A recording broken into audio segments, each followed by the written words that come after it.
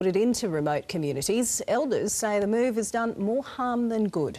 And a warning for our Indigenous viewers, this story may contain images of people who may have died.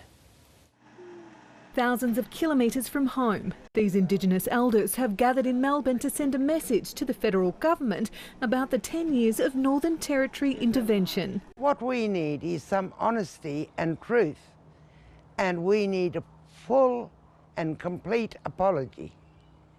It is not we who are the savages. In 2007, John Howard brought in a package of law and welfare measures he called the Northern Territory National Emergency Response. Police and military were deployed, new governance policies introduced, welfare payments were quarantined and old employment strategies were abolished.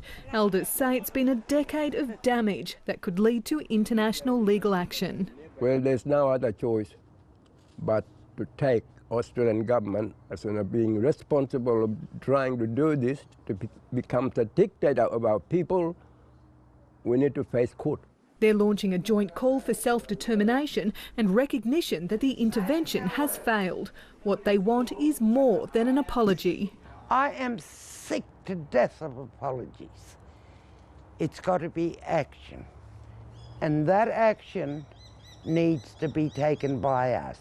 The federal government is currently holding hearings in Alice Springs into the effectiveness of the Community Development Program, an initiative of the Northern Territory intervention designed to improve employment. But Indigenous advocates say the government needs to take stock of the last decade of Indigenous policies, saying in many areas the gaps continue to widen. Not only have things not improved, but that some things have actually got worse despite considerable investments in remote communities. And what that tells me is that these investments have been poorly directed.